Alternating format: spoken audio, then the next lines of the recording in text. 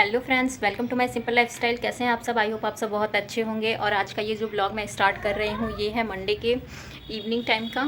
तो अभी बज रहे हैं शाम के 5:30 और मैं नहा चुकी हूँ शाम की पूजा के लिए। मुझे ना थोड़ा धूप वगैरह का काम है, जो धूप बत्ती होती है। तो बने रहिए मेरे इस छोटे से ब्लॉग में। चलिए इस ब्लॉग को स्टार्ट करते हैं। तो यहाँ पे ना मुझे शाम की पूजा से पहले मेरे धूप ख़त्म हो गए थे। जो धूप बत्ती होती है जो हम पूजा में यूज़ करते हैं, तो मैं पैकेट्स लेके आई थी। लेकिन मैं उसे जलाने से पहले ना क्या करती हूँ, उसको ना एक धूप को 2 पार्ट्स में तोड़ लेती हूँ और फिर उसको ना अच्छा सा इस टाइप का एक शेप दे देती हूँ। बहुत सही रहता है। अगर आप चाहें तो इसे एक धूप बत्ती में 4 भी कर सकते हैं। इस तरह से क्या होता है ना, वैसे जो एक लंबी स्टिक टाइप की आती है, फिर मैं उसे खड़ा करती हूँ तो वो बार बार गिरता रहता है, लेकिन ऐसे नहीं होता है। और 2 पार्ट्स में आप कर दीजिए ना तो बहुत अच्छे से जल भी जाती है, पूरा ख़त्म हो जाता है। नहीं तो क्या होता है ना, कुछ टाइम पहले क्या होता था कि मैं जलाती थी ना तो वो बीच में बुझ जाती थी, फिर से मुझे जलाना पड़ता था। और बगल में चीकू खेल रहा था और साइड में ही मैं अपने काम कर रही थी। तो अभी कुछ टाइम से ना मैं यही करती हूँ, जब भी मैं धूप बत्ती लाती हूँ तो थोड़ा थोड़ा मैं ऐसे ही बना के रखती जाती हूँ, डब्बे में रख देती हूँ। अभी मैं पूरा तो नहीं बना पाई, लेकिन अभी मेरा चल जाएगा 8 से 10 दिन इतने धूप में। तो अभी मैंने इतना कर लिया और फिर मैं ना इसी डब्बे में उसे भर के अच्छे से रख देती हूँ और डेली एक एक यूज़ करती हूँ सुबह शाम। तो अभी इसके बाद मैं शाम की पूजा करूँगी तो मैं आपको जला के दिखाती हूँ कि ये कितने अच्छे से ना आप कहीं भी इसे खड़ा कर सकते हैं और ये अच्छे से जल भी जाती है। बहुत टाइम भी नहीं लेता जलने में। नहीं तो क्या होता है ना, कुछ धूप बत्ती ना काफ़ी टाइम लेता है जलने में और बीच में बुझ भी जाती है, तो ऐसा नहीं होता। देखिए कितनी अच्छे से जल रही है। तो मैं ऐसे ही स्टोर करके रख लेती हूँ अपनी धूप बत्ती जब भी मैं मार्केट से लाती हूँ। तो ये काम बचा था तो मैंने सोचा आज इसे कर ही लेते हैं। पहले से करके रख लो ना तो बहुत आराम होता है पूजा करने में। और अब आ गई थी शाम के टाइम की चाय बनाने, क्योंकि शाम हो या सुबह हो सबसे पहले तो मुझे चाय ही चाहिए होती है, वो भी अच्छी एक कड़क वाली अदरक के साथ। मुझे ऐसी ही चाय पसंद है। और चाय का तो ऐसा है कि बिना चाय के तो मेरा काम ही नहीं चलता, चाहे सुबह हो या शाम हो। इसीलिए ना फास्ट वगैरह में मुझे थोड़ी सी प्रॉब्लम होने लगती है, क्योंकि मुझे एकदम आदत सी हो गई कि मुझे चाय चाहिए ही चाहिए। तो अभी चाय बना लेते हैं, चाय पीने के बाद ही मैं एक्स्ट्रा कोई काम करती हूँ। तो आज ना मैंने ना शाम को हेयर वॉश किया है, क्योंकि अभी कुछ टाइम से ऐसा हो रहा था ना, फेस्टिवल के चक्कर में ना मैं रात को इतना होता था कि काम करते करते लेट हो जाता था, तो मैं ऑयलिंग कर ही नहीं पाती थी बालों में। तो मॉर्निंग में करती थी तो 1 ही 1.5 घंटे में फिर से मुझे हेयर वॉश करना पड़ता है। तो इसीलिए आज मैंने सोचा था कुछ भी हो जाए लेकिन मैं कुछ टाइम तक अपने बालों में ऑयल रखूँगी। तो मैंने मॉर्निंग में ही कर लिया था और इसीलिए शाम को मैंने हेयर वॉश किया। तो देख सकते हैं चाय बन चुकी है। तो अब इसे छान लेते हैं। एकदम परफेक्ट चाय लग रही है ना, बहुत ही अच्छी चाय बनी थी, एकदम कड़क अदरक वाली। शाम की एकदम माइंड फ्रेश हो जाता है ऐसी चाय पी के। तो चाय पीना हो चुका था, हस्बैंड भी आ चुके थे, उनको भी चाय बहुत अच्छी लगी थी आज की। तो अभी ना शाम का डिनर बनाने की तैयारी मैं कर रही हूँ।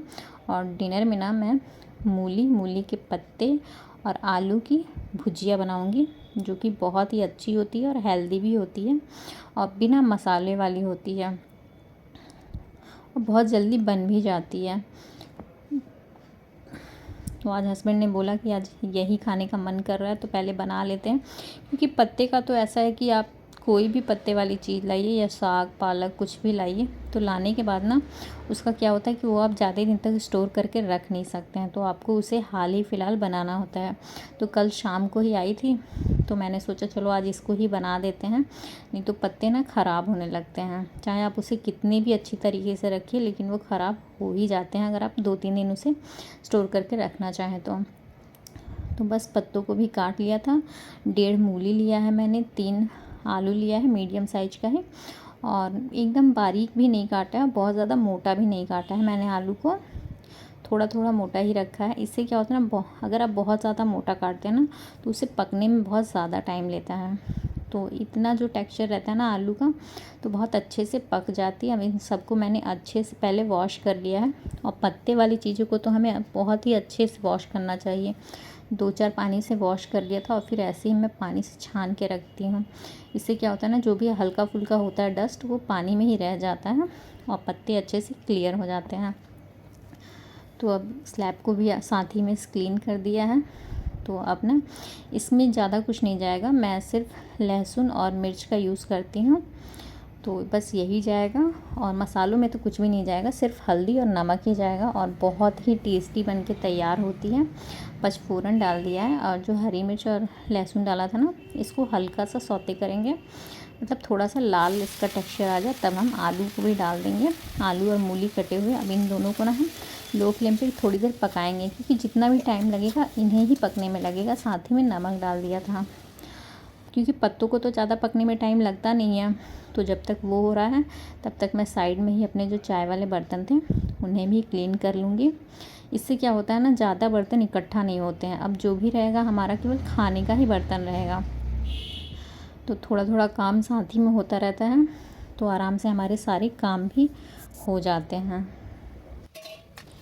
और यहाँ पे ना मैंने हल्दी डाल दिया था, तो मैं रिकॉर्ड करना भूल गई थी।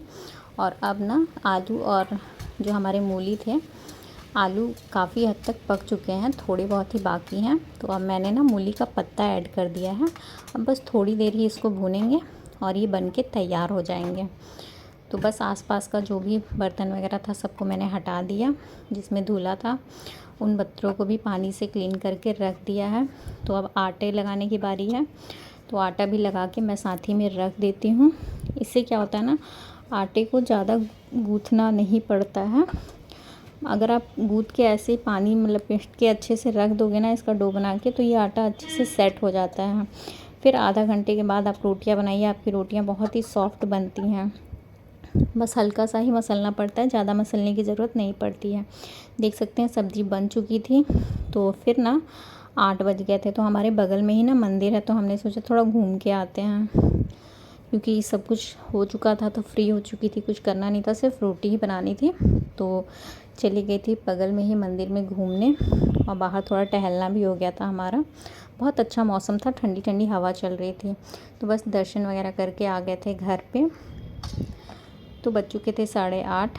आने के बाद मैंने भुजिया के साथ ना पराठे बनाए थे। तो पहले तो मैंने चीकू को पराठा वगैरह खिला दिया था, उसने भी खा लिया था। भुजिया थोड़ा तीखा हो गया था लेकिन तब भी उसने आलू के साथ खा लिया। और ये मेरा और हस्बैंड का लंच डिनर है आज का, सॉरी। तो डिनर वगैरह होने के बाद अब बारी थी किचन क्लीन करने की। तो मैंने रात के सारे बर्तन धुल लिए हैं, किचन को भी देख सकते हैं अच्छे से क्लीन कर लिया है। सब कुछ अच्छे से हो गया था, पूरा बर्तन वगैरह क्लीन कर लिया है। क्लीन कर लो तो बहुत ही अच्छा लगता है, मॉर्निंग में उठने में भी एकदम फ्रेश फील होता है। तो अभी ना इन बर्तनों को मैं सेट भी कर दूँगी। तो अभी ना हस्बैंड जलेबी लेके आए थे जब हम टहलने गए थे।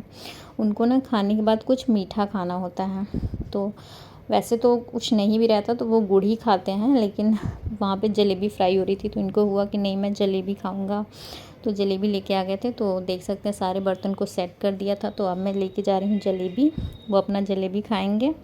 मुझे तो जलेबी ना अभी नहीं, मुझे जैसे अभी मैं जलेबी लेके आई ना, तो मुझे मॉर्निंग में जलेबी खाना ज़्यादा अच्छा लगता है। तो अब बारी हो गई है सोने की। छोटा सा ब्लॉग अच्छा लगे तो लाइक शेयर सब्सक्राइब।